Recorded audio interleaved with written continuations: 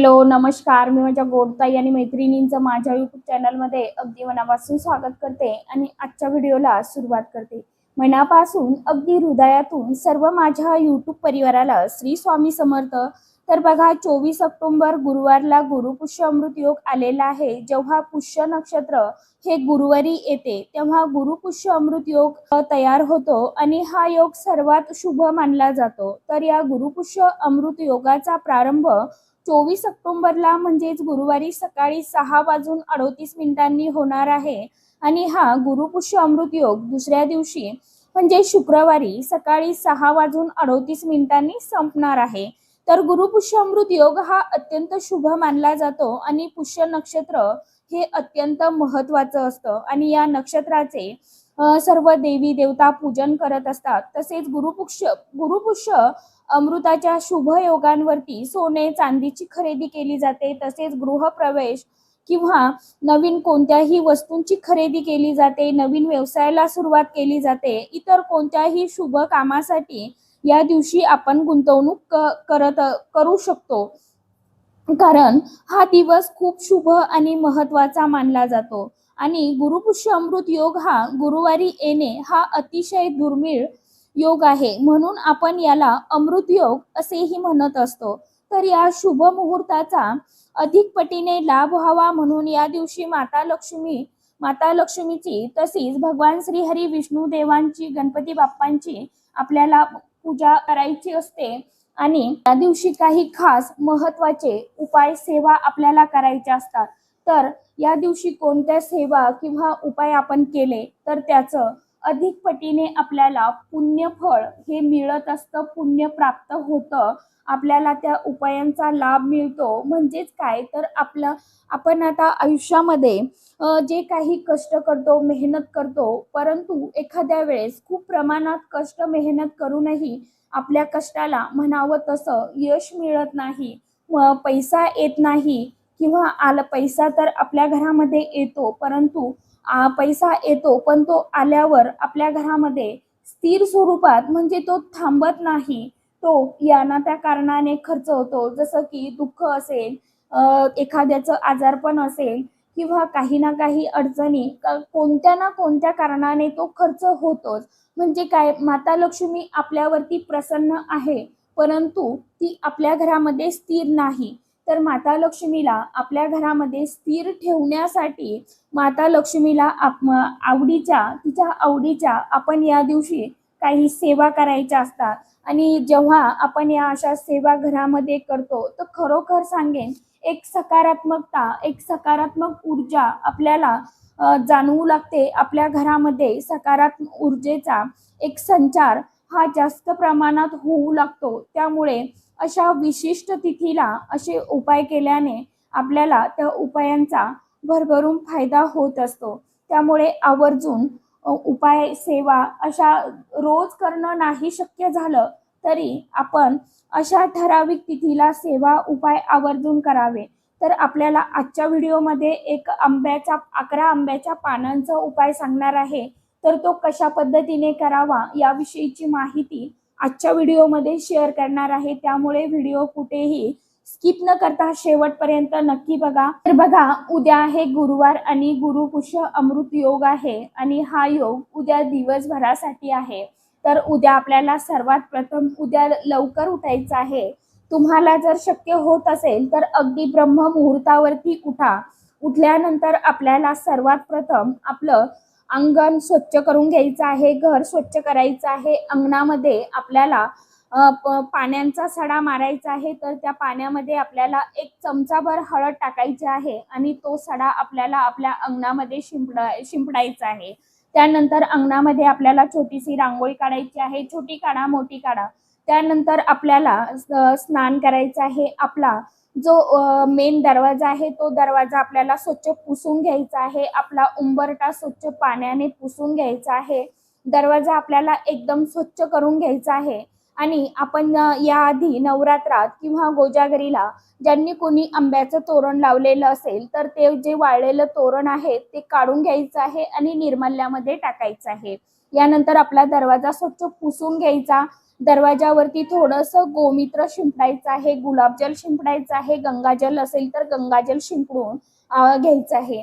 त्यानंतर आपल्याला एका वाटीमध्ये हळद मिक्स करायची आहे आणि त्या हळदीमध्ये आपल्याला गुलाबजल टाकायचं आहे किंवा पाण्याने तुम्ही ती हळद ओली करायची आहे. आणि आपल्या दरवाजावरती एक मधोमध आपल्याला एक स्वस्तिक काढायचं आहे. स्वस्तिकमध्ये 4 डॉट द्यायचे आहे. साईडला 2-2 लाईन ओढायच्या आहे. त्या खाली आपल्याला बरोबर स्वस्तिकच्या खाली ओम काढायचा आहे. ओमच्या खाली आपल्याला बरोबर एक कुलदेवीच्या नावाने टीका द्यायचा आहे आणि साईडला शुभ लाभ आपल्या दरवाजावरती काढायचा आहे.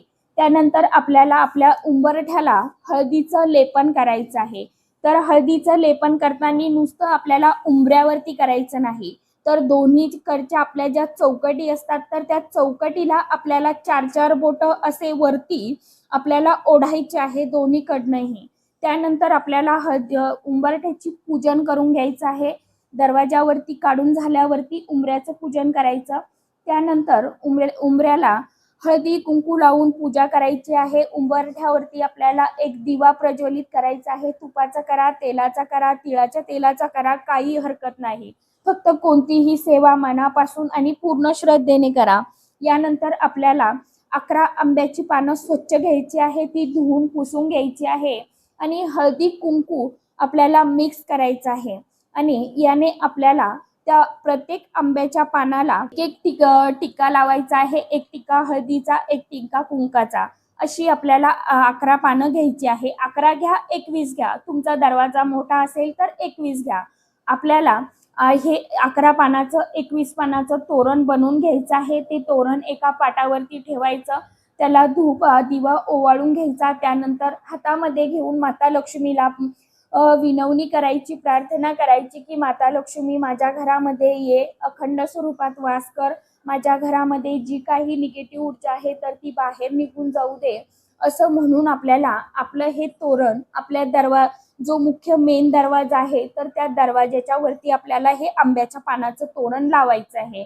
त्यानंतर आपल्याला आपण दरवाजावर जे स्वस्तिक काढलेलं आहे त्या स्वस्तिकाला धूपदीप ओवाळून घ्यायचं आहे. दरवाजाला आपल्याला 5 वेळा दिव्याने ओवाळून घ्यायचं आहे. 5 वेळा धूप फिरवायचं आहे आणि माता लक्ष्मीला हातामध्ये संध्याकाळच्या वेळेला एक उंबरठ्यावरती 2 दिवे लावा, 1 दिवा लावा आणि दिवा लावायचा, हळदी कुंकू उंबऱ्यावरती अर्पण करायचं थोडं आणि माता लक्ष्मीला म्हणायचं, माता लक्ष्मी तुझं बाळ वाट बघतंय, माझ्या घरी ये आणि अखंड स्वरूपात राहा आणि माता लक्ष्मी भगवान विष्णू देवासोबत ये आणि माझ्या घरी अखंड स्वरूपात स्थायी स्वरूपात निवास कर. तुझं बाळ वाट बघत आहे, लवकर ये, असं म्हणून नमस्कार करायचा आहे. आपल्याला दरवाजाच्या बाहेरून उभं राहायचं आहे आणि त्यानंतर आपल्याला असं बोलून झाल्यावरती आपल्या घरामध्ये आत यायचं आहे उंबऱ्याला नमस्कार करून.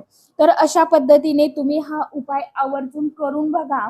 तुम्हाला काय अनुभव येतो किंवा सकारात्मकता जाणवते ती तुम्ही स्वतः अनुभवा.